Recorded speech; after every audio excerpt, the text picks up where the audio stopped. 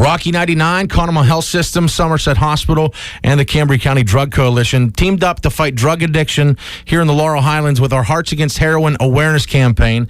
And today we welcome Tom Owens. He's the Chief County Detective, Cambria County Drug Task Force Field Supervisor.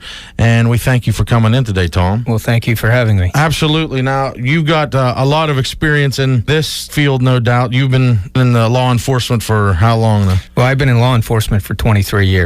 I started with the City of Johnstown Police. I was there for 22 years, and now I'm fortunate enough to work for the district attorney with Cambria County Detectives. Cambria County Drug Task Force, how long has that actually been around? Oh, it's been around for over 25 years. Oh, okay. Maybe even longer. It's been here for quite some time. So during the time that you've been involved, what changes have you seen over the past 20 years? Well, over the last 20 years, there's been a lot of change.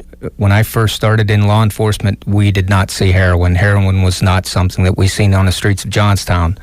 And unfortunately, that's the drug of choice in our communities now. So you'd say that's the biggest drug out right now? Yes. On average, if you get somebody convicted, a dealer, how much time will they spend in prison or jail, and do they get out and then just kind of head back? Are you able to keep track of these people? Well, unfortunately, some of them do get out and they do start selling again, and obviously the Drug Task Force would target those individuals again. And the amount of time that they get is going to be dependent on a lot of different factors, whether they have a history, whether they're a person who is selling drugs to support their own habit. We obviously want to rehabilitate that person and get them some assistance. So there's a lot of factors that go into how long somebody goes to jail. Even speaking towards a dealer, are there ways to get these people help? Or is it more you have to convict these people? Well, again, I think you need to look at why they're selling drugs and the amount of drugs that they're selling to determine whether or not what type of punishment they should get. So people want to do something, but they may not know how, the general public. Is there anything easier than getting rid of old drugs in the medicine cabinet? Is there something else easy that we can do? And do you think that makes a difference? I truly believe that if you have any old medications in your residence, you should get them out. A lot of the people that get started by using prescription medications. So if we can eliminate those and get them out of the hands of people, that's going to help prevent others from getting started. I would say the biggest thing you could do is become involved. Become involved in your community, have a stake in your community. Don't allow this to continue, and contact your local police, or you can call the Push Out the Pusher hotline. And we see almost every day a drug sting. They're rounding up the distribution ring. As soon as you nail one group, another one pretty much moves in.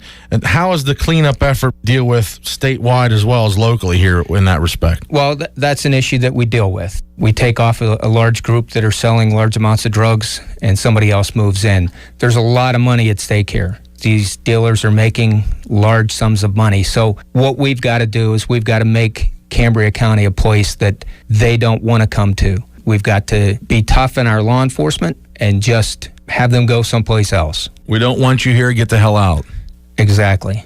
Many of the drugs are actually brought into this area, obviously from out of town, pretty much all of them, huh?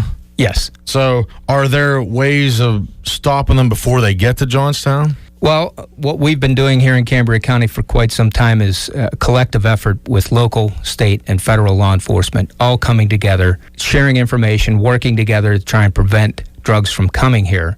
Obviously, cocaine, heroin is not produced here in Cambria County. It's brought here from other areas. So strengthening our borders would be a definite help.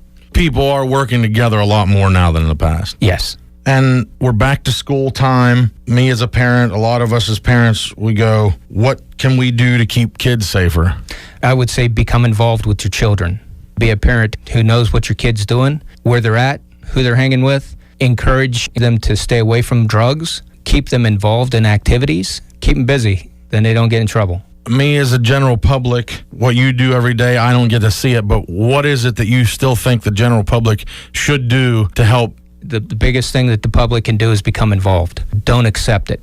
Don't allow it to go on in your communities. Call the police, call the Push Out the Pusher hotline, and take a stake in your community. We've been talking with Tom Owens, Chief County Detective and the Cambria County Drug Task Force's Field Supervisor. Thanks so much for your time, Tom.